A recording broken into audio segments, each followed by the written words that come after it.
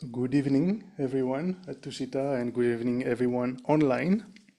Welcome to this Vajrasattva practice, this Vajrasattva meditation recitation. So usually we do, our sessions at 6:30 p.m. Here is now 9:30 p.m. And considering the amount of people who are joining us online, I was just having the thought, now from now on we're gonna have our pujas at 9:30. So thank you very much for joining us. Let us take a moment to arrive on our cushion here at Tushita, to arrive wherever you're sitting at home. On a chair is perfectly fine. Let us take a moment to arrive in front of our computer, in front of our device.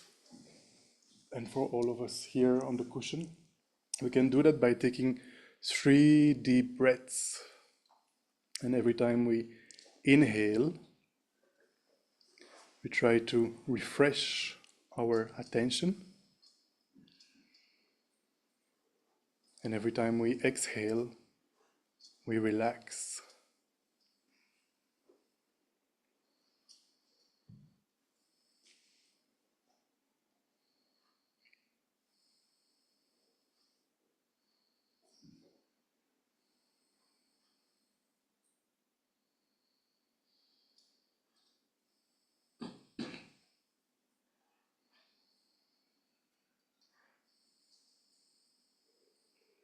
The next thing we will do before engaging in the Vajrasattva practice, we will do 5 minutes of meditation on calm abiding. 5 minutes of shamatha is the Sanskrit for calm abiding, in order to prepare our mind to be concentrated for the puja.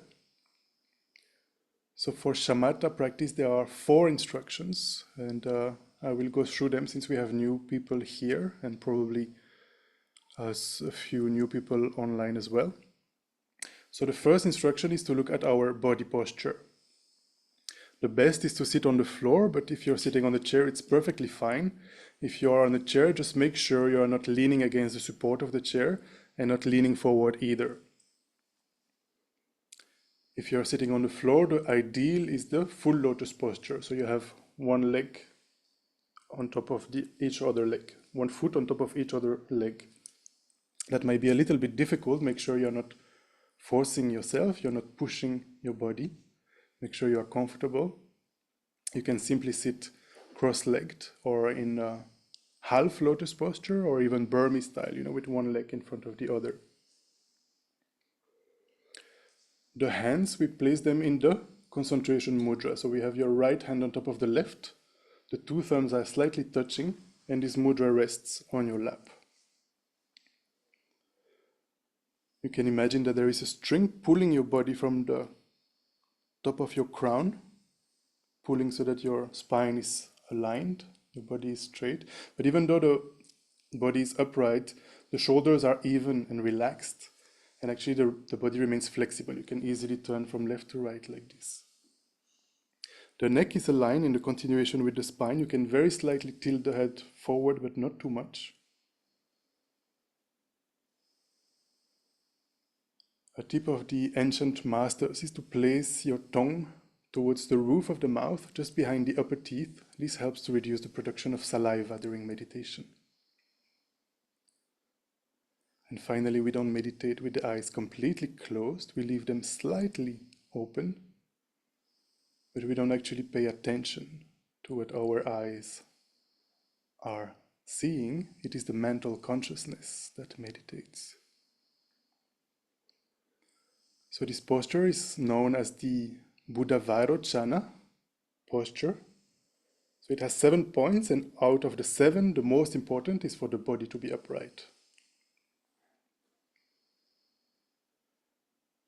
The second instruction for shamatha is that we need an object to meditate on. So if you're familiar with shamatha, and more specifically with single-pointed meditation, I would encourage you to keep the object you're the most familiar with, the object that you use in your other sessions. But if you are new to practicing shamatha, or you don't have an object you're specifically familiar with, what I would recommend is to take the breathing sensation at the entrance of the nostrils.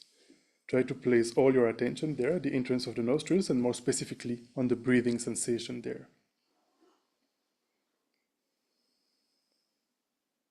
The third instruction is that during meditation we tend to get distracted.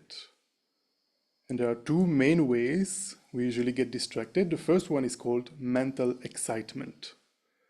Basically, we are distracted with thoughts, mostly thinking about the past, thinking about the future. And the second way we tend to get distracted is called mental laxity or dullness, or also called lethargy. This might be the case because it's quite late and maybe you had a heavy dinner or something like that. So keeping the back straight and leaving the eyes slightly opened will really help against this lethargy. And the fourth and last instruction is that there are two antidotes that we need to use to counteract these two ways we get distracted. The first one is called mindfulness. The first one is called introspection or alertness. And the second one is called mindfulness. So introspection or alertness is a small part of your mind that is constantly checking throughout the 5 minutes that we will do this meditation, while your main attention is on your breathing sensation at the entrance of the nostrils or another object you're familiar with. In the background, you're using alertness or introspection to check, am I meditating? Am I concentrated on my object of meditation? And if you notice that your mind has wandered, that the mind is distracted with excitement or with lethargy, that you have lost your object of meditation, then you make use of the second antidote, which is called mindfulness. The role of mindfulness is to remember the object of meditation. So when introspection notices that the mind is not focused on the object anymore, mindfulness brings the mind back onto the object and stays there, doesn't forget the object anymore. An analogy that I like to use is that if you have a pet dog at home and you notice that the dog has run away, this is alertness. And mindfulness is bringing the dog back home, and you can also imagine tying him against a pillar so that the dog remains at home. So this is a little bit what we are doing with our mind, training in using those two mental factors. So let us do this for about 5 minutes.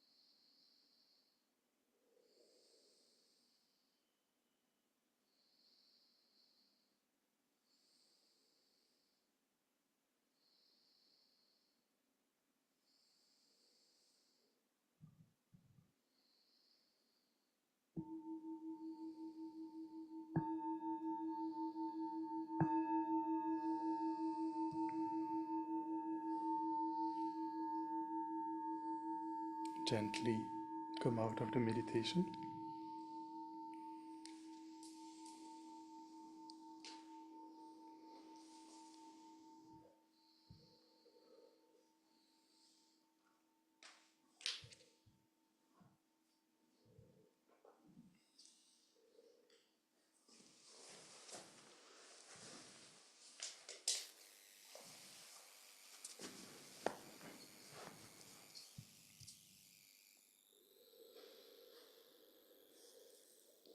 Now that our minds are hopefully a little bit more focused, a bit more concentrated, we will take a moment to generate a good motivation for this practice, a Mahayana motivation, a motivation of bodhicitta.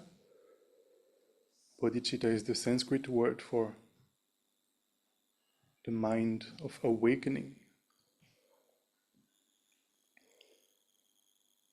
Bodhicitta is the wish to achieve the state of full awakening, the state of a Buddha, in order to benefit sentient beings, in order to guide sentient beings, in order to liberate sentient beings. Now, what does it mean to achieve the state of awakening, and why do we want to benefit sentient beings? The state of awakening, or the state of a Buddha. Buddha is the Sanskrit word for the awakened one. In Tibetan is Sangye. Sangye has two syllables. Sang has the connotation of being pure, fully purified from all the mental veils, all the afflictions and all the cognitive obscurations. And Gye has the connotation of having achieved all the perfections.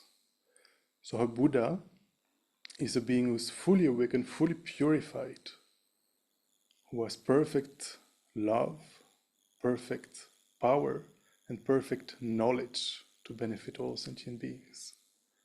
Perfect knowledge in the sense that he has achieved a state of omniscience, knowing perfectly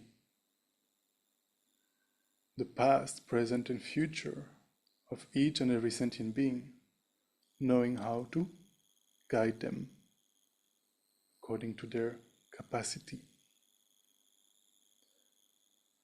Now, why do we want to benefit sentient beings? Is because we recognize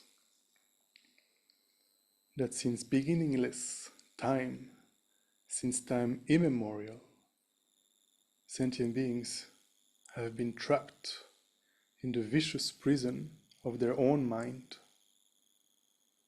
in the vicious prison of samsara, which is the Sanskrit term for cyclic existence.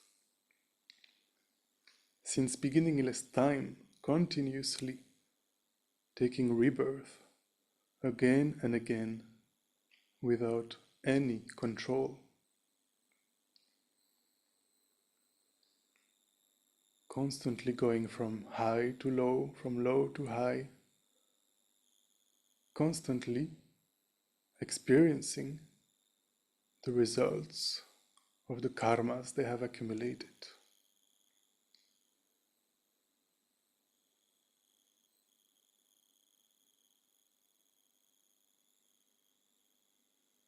The root of this vicious prison of the mind is called self-grasping ignorance. It is this misconception that we have. We are apprehending phenomena, including the self, as existing objectively, as existing independently, as existing truly, solidly out there from its own side. In particular, we have a very strong sense of I, a solid me, myself.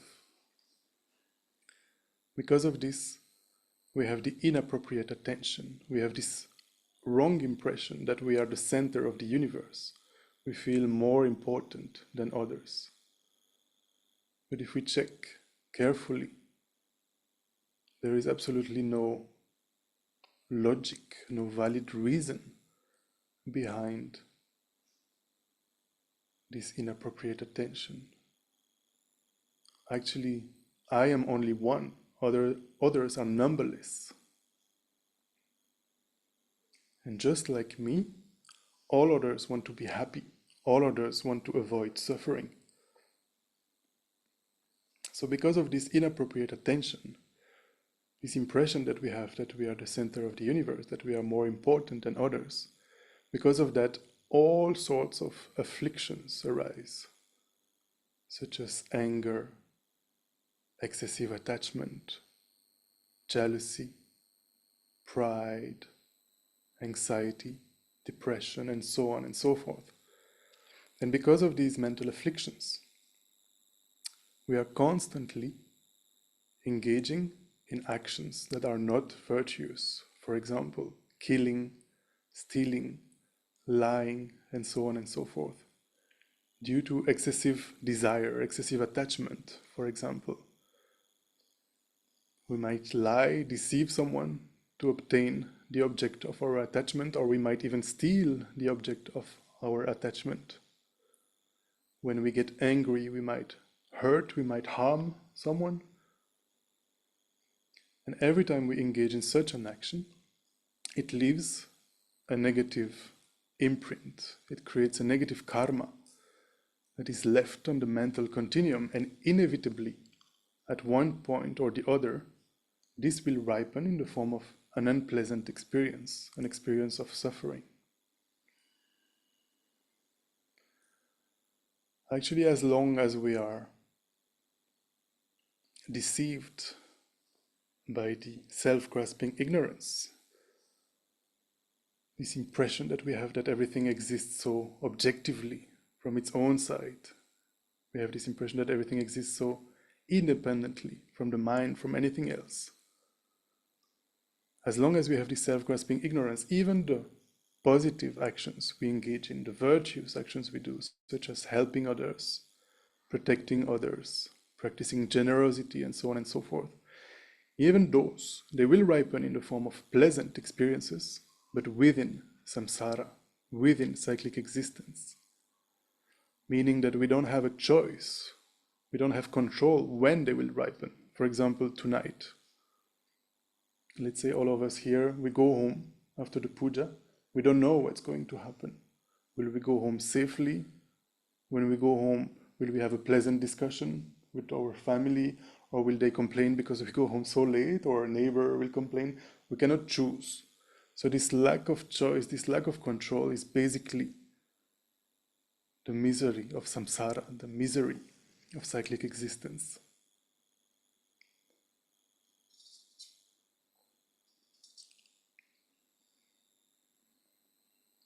Let us try to generate a sense of compassion for ourselves and all sentient beings who are in the same boat, in the same condition.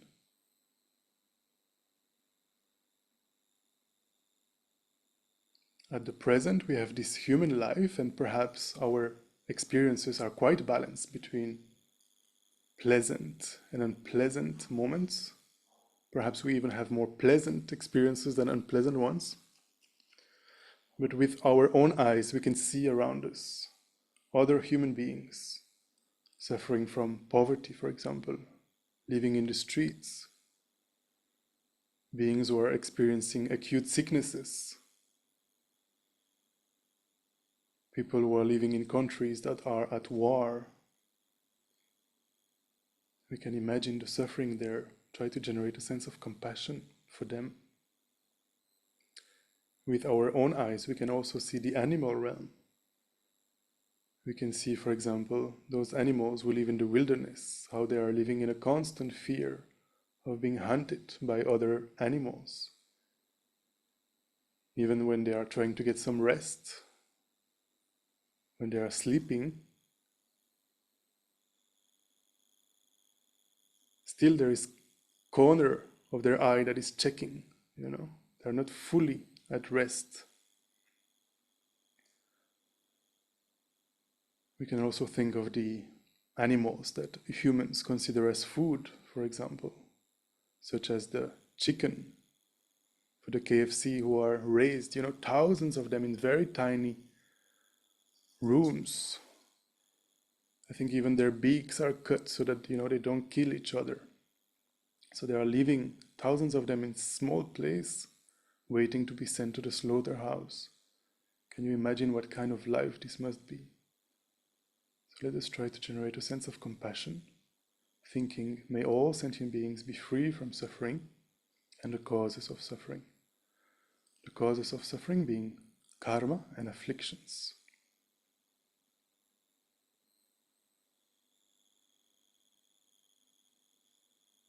We can also infer what it must be like in the realms that we cannot see with our own eyes at the moment, such as the hungry ghost realms, the hell realms.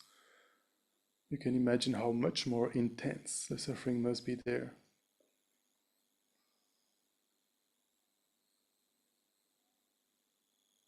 May all sentient beings be free from suffering and the causes of suffering.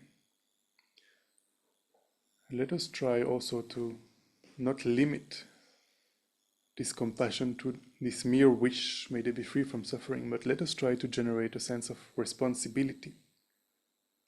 Let us try to give rise to altruism, thinking that I myself will free all sentient beings from suffering and the causes of suffering. Why? Because at the present I have this human life that is actually endowed with so many freedoms and richnesses. I actually have a precious human life. Why is it precious? Because, for example, I have all my physical and mental capacities, but more specifically, I live in a place, I live at a time where the Buddha has appeared 2,500 years ago. Not only has he appeared, but he gave the teachings for so many decades. He taught the Dharma for so many decades. Not only that, but his teachings are still very much available to this day, especially in this digital era. With just one click, we can read about the Buddha's teachings, we can listen to His Holiness the Dalai Lama, for example. Not only that, but there are many followers of the Buddha's teachings. There are many qualified teachers from whom we can learn. There are many meditators and students who can support us in our development. And not only that, but there are also many supporters and sponsors who are helping the Dharma students, the disciples of the Buddha. For example, a center like Tushita here is entirely, dependent on the donation of sponsors. We don't actually even own the place here, we rent it, and so it is the generosity of the people who come here that allow this place to run for all these decades. And there are so many, around the world, centers like this, and so many supporters. So with all these conditions, we have what we call the precious human rebirth, meaning that we have the incredible opportunity to work on our minds, to purify our minds from the afflictions, from the negative karmas, as well as from the cognitive veils, the cognitive obscurations that separate us from the state of a Buddha, from the state of omniscience. So let us try to give rise to this most beautiful motivation of bodhicitta, thinking, may I become a Buddha for the benefit of all sentient beings.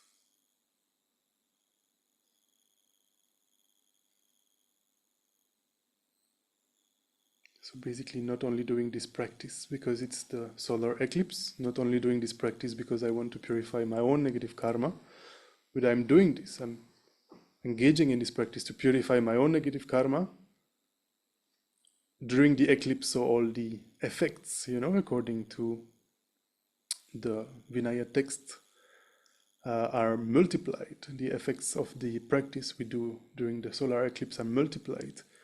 But why am I doing this? is to actually completely purify my mind from all the afflictions, all the obscurations, in order to achieve the state of a Buddha, achieve the state of omniscience, to benefit sentient beings, to guide sentient beings unmistakably. So with this motivation in mind, we will start the practice. I will share my screen for those online, and here at Tushita you should have this one, short Vajrasattva meditation. I hope everyone can see my screen online.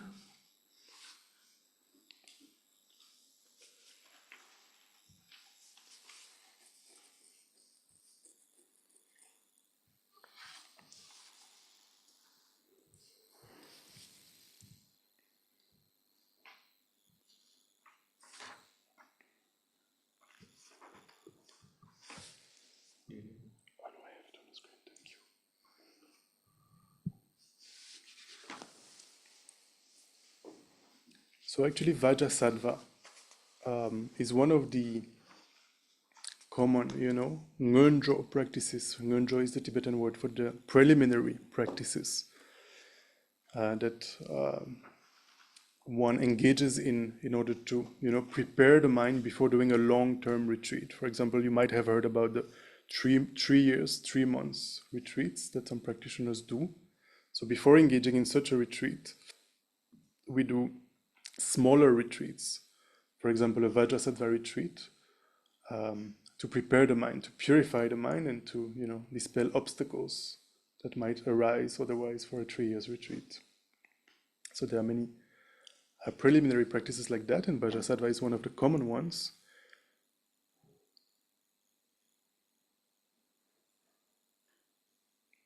So it involves different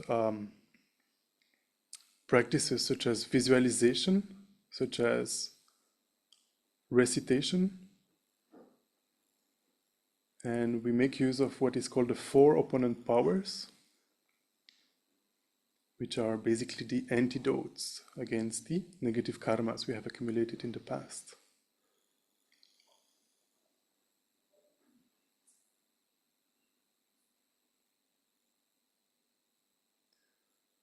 So this is often done like this. Like Tibetans, they would sit for 1 month, to recite 100,000 Vajrasattva mantra.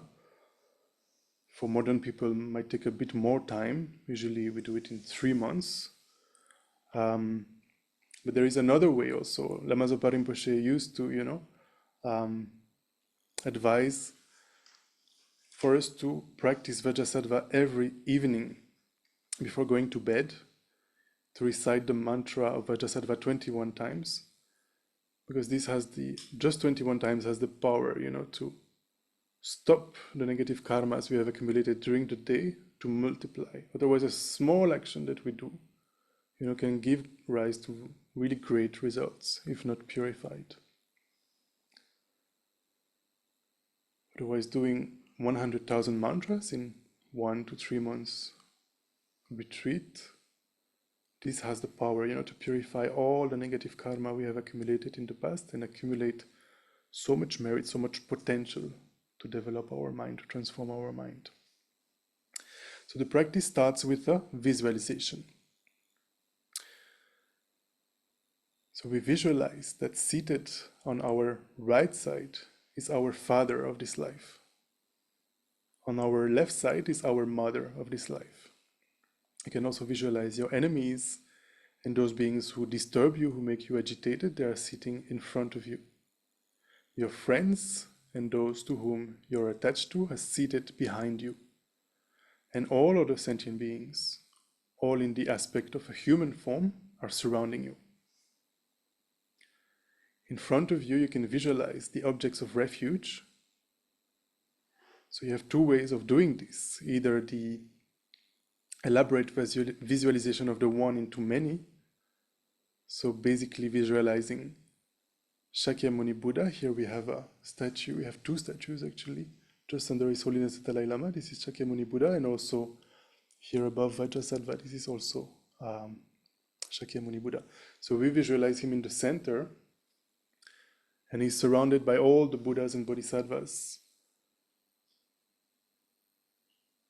There is Arya Manjushri, the Buddha of wisdom, on one side, and Arya Maitreya, who represents the method lineage on the other side, and all the lineage Buddhas behind them. Your spiritual guides, such as His Holiness the Dalai Lama, seated in front of Shakyamuni Buddha.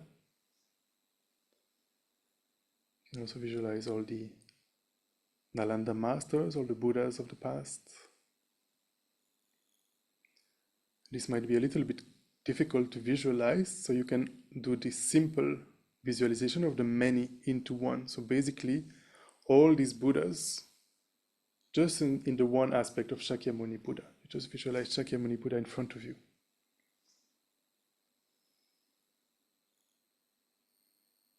So next we will recite the refuge verse, and you can imagine that you are actually guiding all sentient beings who are seated around you into this practice. You are the chant leader for them, the umze in Tibetan for them. So we can recite together. So we are at the bottom of page 5. We can read one time in English to familiarize ourselves with the meaning, and then we can chant twice in Tibetan. I take refuge until I'm enlightened in the Buddha, the Dharma, and the Supreme Assembly. By my merits of generosity and so forth, may I become a Buddha to benefit transmigratory beings.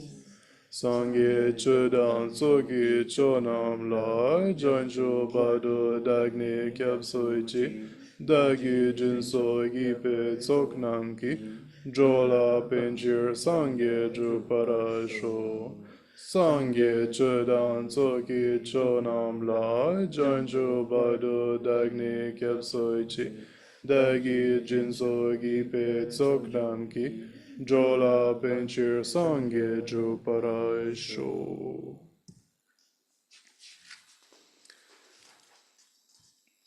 So the 4 opponent powers, the first one was this one, the power of refuge or the power of reliance, turning to the Buddhas, turning to our spiritual guide in the aspect of Vajrasattva. Basically, asking them for help. We are so familiar in our lives taking refuge in chocolate or alcohol or whatever we are attached to. So here we're trying something different, going for refuge to the Buddha, going for refuge to Vajrasattva, requesting Vajrasattva to help us. The second power we generate is the power of regret. So regret in a healthy sense, not the guilt. Guilt doesn't serve any purpose. Here, regret is in the sense of recognizing that in the past I have accumulated non-virtuous actions, negative karmas such as lying, stealing, and so on and so forth. And simply I don't want to experience the suffering result of these karmas. So in that sense, I generate regret. So we can recall the definition of negative karma. It is any action that results in suffering. Generally, this is an action motivated by ignorance, attachment, or anger. Almost every action I do, 24 hours a day, is motivated by worldly concern, attached to the happiness of this life. It has been like that from beginningless samsaric rebirths, and it is like this from birth to death in this life. Nearly every action I have created has been non-virtuous, the cause of suffering. Not only that, but I have also continuously been breaking my Pratipoksha, Bodhisattva, and Tantric vows. Worst of all, I have created the heaviest of negative karmas in relation to my virtuous friends, by harming their holy bodies, disobeying their advice, disturbing their holy minds, having non-devotional thoughts, and giving rise to heresy and anger. Having all these negative imprints on my mental continuum is unbearable. It is as if I have swallowed a lethal poison. Therefore, I must purify all these negative karmas immediately with the antidote of the 4 powers. Welcome. You can grab the text. I think it should be there on the bookshelf. Yeah, maybe Naveen can help. So in this way, generate a strong feeling of regret, together with the awareness of the need to urgently purify your negative karmas.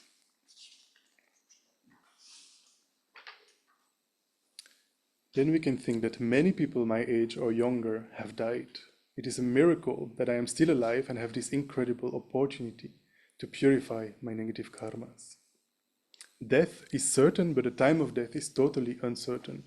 If I were to die right now, I would definitely be reborn in the lower realms. Because I could not practice Dharma there, I would remain in the lower realms for countless eons. Therefore, how unbelievably fortunate I am to be able to purify my negative karmas right now, without even a second's delay, by practicing the Vajrasattva meditation.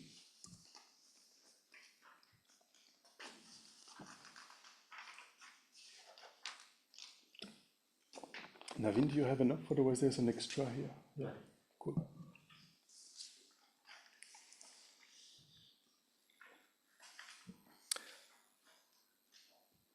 Then we can also think, as we have meditated in the beginning, I am not practicing this Vajrasattva purification for myself alone.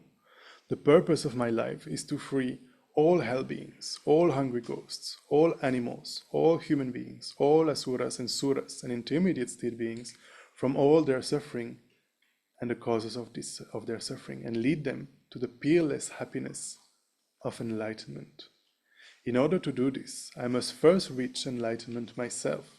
Therefore, I must purify all my negative karmas immediately by practicing this Vajrasattva meditation.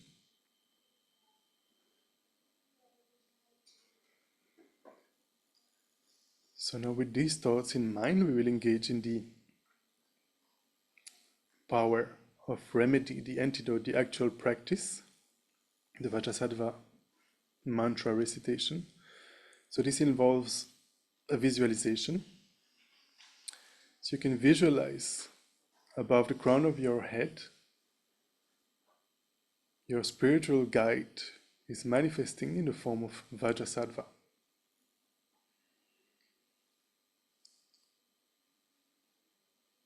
He's seated upon a lotus, and on top of the lotus there is a moon disk. He's seated upon the lotus and moon disk. His holy body is white, with one face and two arms. He holds a Vajra and bell, and he is adorned with 6 mudras. He sits in the Vajra posture, the full lotus posture. So you can visualize him about 6 inches tall, above the crown of your head, seated on the lotus and full moon. And his body is made with light, beautiful, radiant, white light. So his body is hollow, pure light. You can think that he is your spiritual guide, taking this aspect to benefit you during this practice. He is the holy mind of all the Buddhas, the Dharmakaya. Out of his unbearable compassion, which encompasses all sentient beings, he appears in this form to purify me and all sentient beings.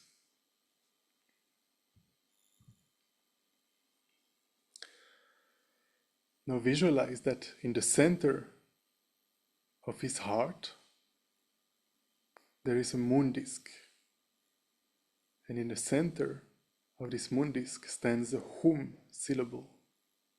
If you're familiar with the Sanskrit alphabet, that would be the best, or Tibetan alphabet. And this Hum is encircled by a garland of the 100-syllable mantra of Vajrasattva. A powerful stream of white nectar flows from the Hum and the mantra garland, entering the crown of my head and filling my entire body. And this purifies all my negative karmas, obscurations, sicknesses, and spirit harms. It purifies all this completely as we are reciting the mantra together. So try to maintain the awareness of this visualization as we recite the mantra together. Vajrasattva on the crown of your head, above the crown of your head, seated on a lotus full moon. At his heart there is this moon disk. On top of the moon disk there is the Hum syllable encircled by the mantra garland of the 100-syllable mantra.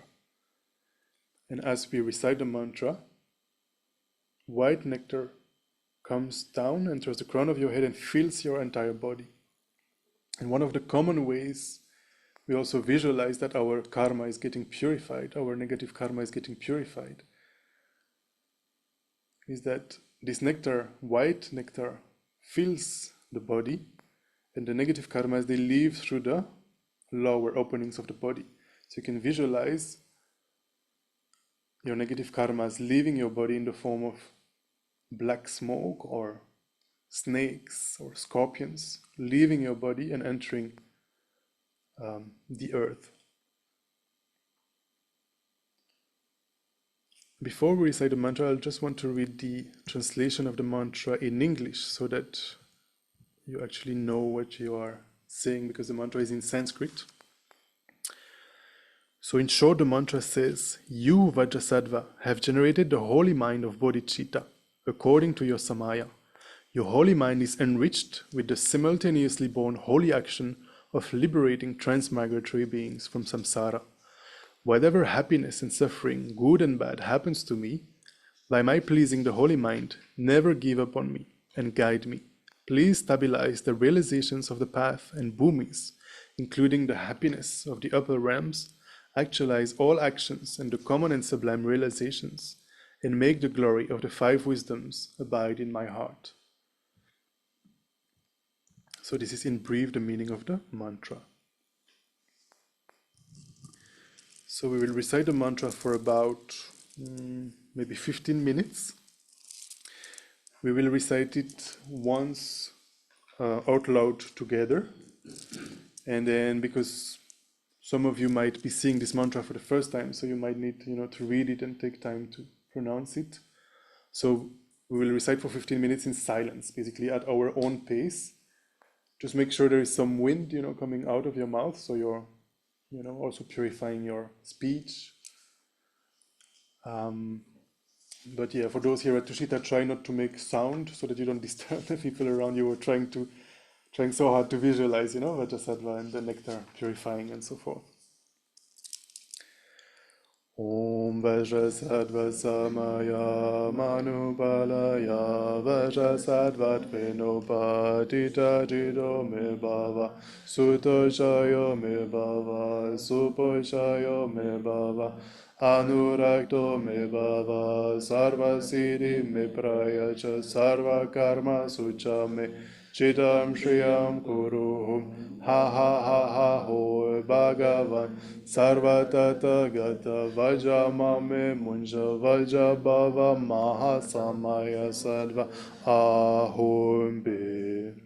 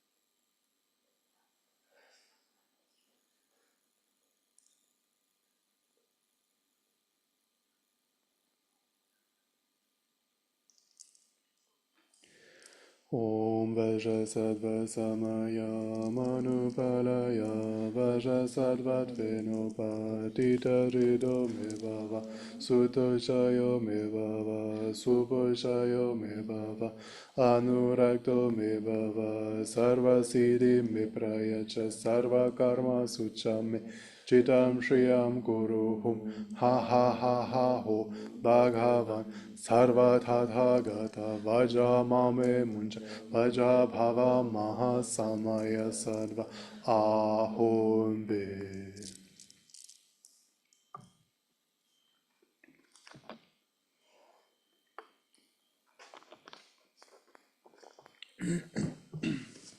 Now we can read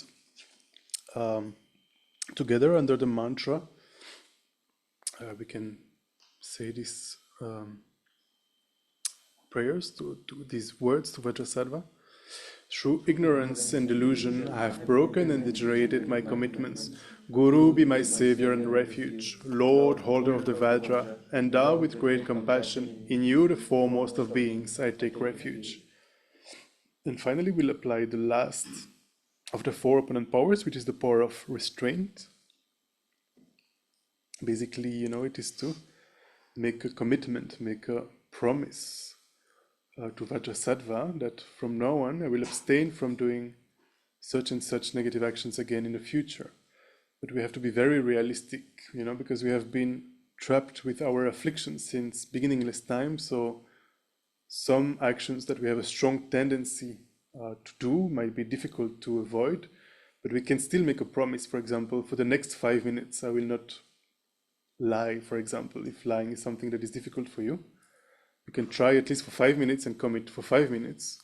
But actions that are easy, for example, killing another human being, this is quite easy to abstain from, right? So this we can promise that we won't kill another human being for the rest of our lives, for example. So we can recite this verse together and mentally, make the promise to Vajrasattva, and you can think of different actions individually that you want to promise that you will abstain from. Before Guru Vajrasattva, I vow never again to commit those negative actions from which I can easily abstain. I vow not to commit those negative actions from which I find it difficult to abstain. For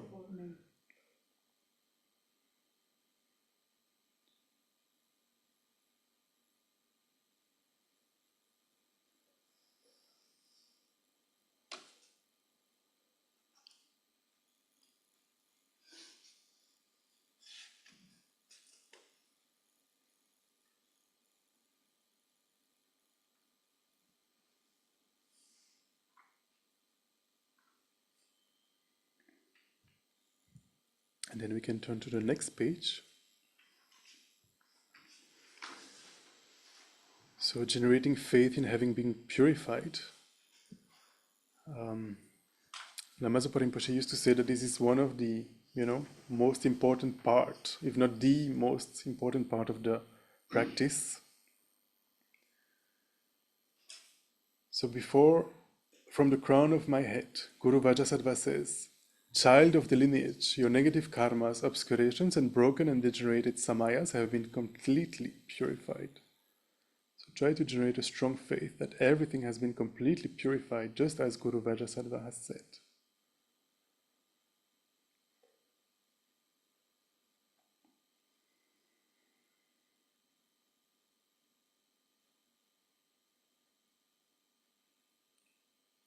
Visualize, your body has been washed with all this nectar. All the karma has been eliminated from your mind. And try to feel, lighter without all the weight of this negative karma.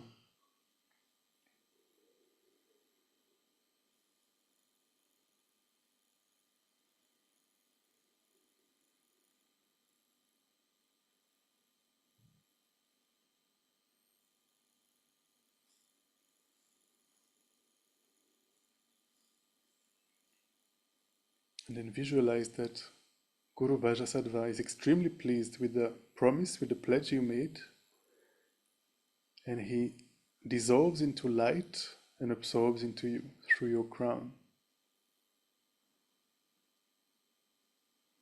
your body, speech and mind become inseparably one with the holy body, speech and mind of Vajrasattva.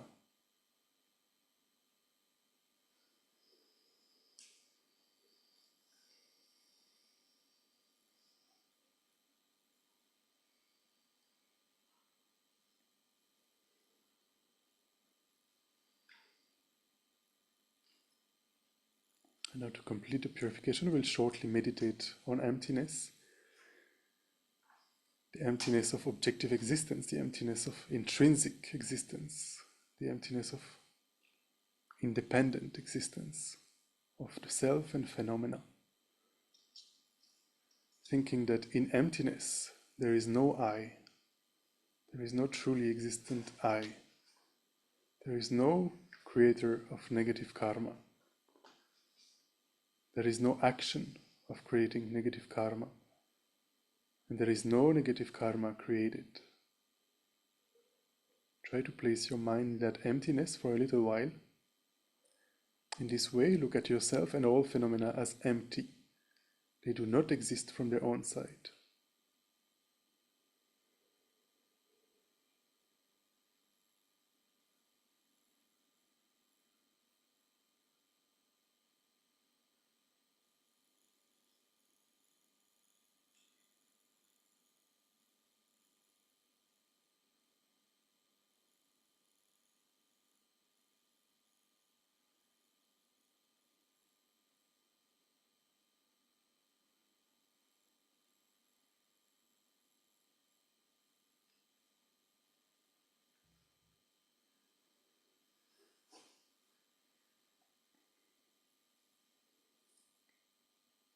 And with this awareness of emptiness, we will dedicate the merits that we have accumulated by engaging in this practice.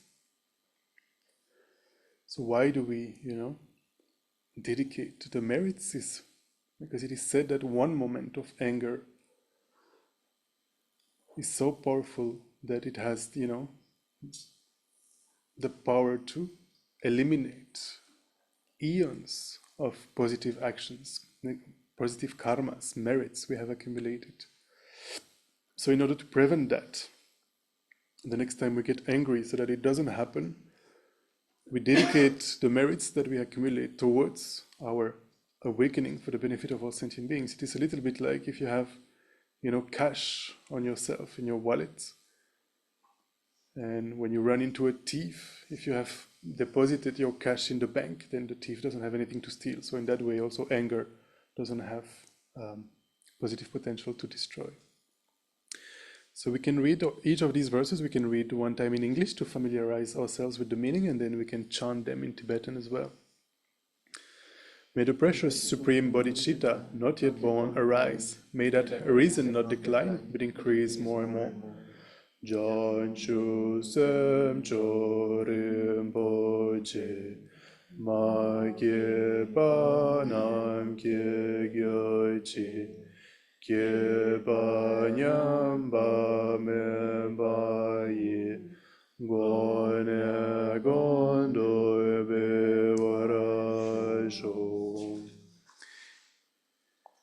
Then we pray for the long and healthy life of our spiritual guides, and in particular His Holiness the Dalai Lama. Incomparably kind and supreme Tenzin Gyatso, the wish-granting, wish-fulfilling jewel, source of every single benefit and happiness in this world, may you have a long life and all your holy wishes be spontaneously fulfilled. Jin Tenkan Dirpende Malu Pagan le Joe Sampe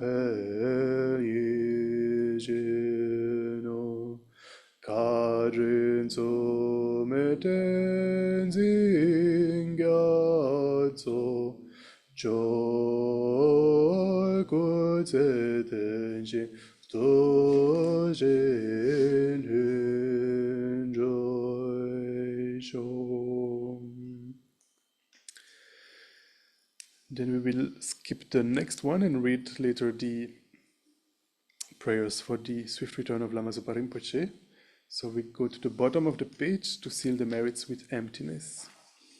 Due to all the past, present, and future merits collected by me, the numberless Buddhas and the numberless sentient beings, which are completely empty of existing from their own side, may I, who am completely empty of existing from my own side, achieve the state of Vajrasattva, which is completely empty of existing from outside, and lead all sentient beings who are completely empty of existing from my own side to that state of Vajrasattva, which is completely empty of existing from its own side, by myself alone, who am completely empty of existing from my own side. And then these two verses, we read both of them one time in English, and then we can chant in Tibetan as well. I fully dedicate all these virtues to be able to train just like the hero Manjushri, who knows reality, and just like Samantha Bhadra as well. I fully dedicate all my roots of virtue, with the dedication praised as the best, by the all gone beyond, victorious ones of the 3 times, in order to have good conduct. Jambe bawe jita gemba da gundu zombo de yan de jin de da gungu jezo da loi je gewa de da dam che rab tu ngoi du son shepe gewa dam che ki ngowa gong lai cho tu nga ba de da gi gewe tsawa de kungya zombo je je rab tu ngowa gi. And then we can turn to the swift return prayers for Lama Zopa Rinpoche. So, as you might know, Lama Zopa Rinpoche is the co-founder of Tushita and the whole foundation for the preservation of the Mahayana tradition. So Tushita is one of the centers of the Foundation for the Preservation of the Mahayana Tradition, which has about 116 centers and projects around the world. And last year, actually almost a year ago, in April, Lama Zopa Rinpoche took the aspect of passing away. And so you might know that in the Tibetan culture, there is this tradition, you know, of looking for the reincarnation of such enlightened masters. For example, His Holiness the Dalai Lama is known as the 14th Dalai Lama. So similarly, Lama Zopa Rinpoche was the reincarnation of the Laudo Lama, hermit who had spent most of his life in a cave near the Everest in Solokhumbu in Nepal. And so now we are hoping to soon find his unmistaken reincarnation, and our guides such as His Holiness the Dalai Lama, Jado Rinpoche, and Kajola Kanjo Rinpoche, they composed these prayers for us to recite, you know, to create the causes for Rinpoche to come back to us quickly. So we can turn to the first one, which is composed by His Holiness the Dalai Lama. This is another booklet. Yeah, this one. At the bottom of page 5 for those at Tushita. Peerless teacher and assembly of the children of the victorious ones, Shravakas and Pratyekya Buddhas, victorious Losang, father and sons, along with the lineage masters, all the objects of refuge of infinite glance, please bestow the virtue and goodness of accomplishing this prayer here and now, holding and spreading the Muni's precious and complete teaching through explanation and practice. You wore the armor of patience that is never discouraged. Incomparable, venerable Guru, to you I make request. While striving single-pointedly for the sake of the victorious one's teachings, the sole gateway through which all benefit and happiness emerge, and from other living beings, you suddenly departed to peace. What a great loss! Nevertheless, through the interceding truth of the blessings of the ocean of the 3 jewels, and the great waves of bodhicitta of the children of the victorious ones, may the smile of our reincarnation swiftly beam in glory for fortunate disciples. And we can turn to the next one, which is composed by Jado Rinpoche. Patient in bearing the hardship of spreading the teaching of the Muni in general and the teachings of the victorious Jamong in hundreds of directions, Lord of Dharma, holding the 3 vows and wearing saffron robes, please quickly return as the glory of the peerless teachings. You held the teachings of explanation and practice with great asceticism, unable to bear that transmigratory beings are confused by the darkness of suffering. Through your great loving kindness, you skillfully led them to happiness. Unparalleled Son of the teachings, please return quickly. Beautified by the ornament of supreme patience in increasing the practice of the supreme authentic teachings of the victorious one through listening, reflection, and meditation, guide of all transmigratory beings along the perfect path, true and perfect pure Guru, please return quickly. And then finally we'll recite the one that was composed by Kajula, which is very beautiful. She, when she heard the news that Lama Zopa Rinpoche took the aspect of passing away, she was here in India, in Dharamshala, so she flew to Nepal, to Kathmandu, where Rinpoche was. And in the plane itself, she, these words spontaneously came to her, so she wrote them down for us to be, able to pray as well. Guru, think of me. Guru, consider me. Most gracious root Guru, care for me. Most gracious root Guru, do not deprive us of compassionate refuge. Listen and consider this heartfelt prayer made by a tormented disciple. Guru, embodiment of the Buddhas of the three times, please bless me. You may rest in all-pervading great bliss, equipoised within the dhatu of impeded luminosity. Yet the playful dance of your loving compassion emanates in myriad ways. The time has come for the return of the swift appearance of your magical wisdom, the Rupakaya, and for you to care for us once again with your affectionate compassion. Arise, arise, arise from the Dharmakaya. I invoke you, I call upon you, I implore you on behalf of all beings. Do not rest in Kechara or the pure realms. Rather, to benefit the Buddha's teachings and all living beings, swiftly return to the southern continent to spread the Buddha Dharma of study and realization. Quickly return to guide us poor, wretched beings. Such is the desperate cry of us, your disciples. Return so that we may actually behold your presence and receive the blessings of your body, speech, and mind. All violations, errors, mistakes, and broken samaya that we have made in relation to your body, speech, and mind in spontaneous activity, through being confused and conceiving things in erroneous way, we confess within the luminous emptiness of your three kayas. Of everything auspicious, the supreme auspiciousness, may there be the auspiciousness of emptiness and compassion. May there be the auspiciousness of a timely meeting between master and disciples. Through the force of the truth of unchanging suchness, may the unmistaken incarnation return quickly. This lament was made by me, a Dakini with pure faith in Samaya, her eyes filled with tears of sorrow.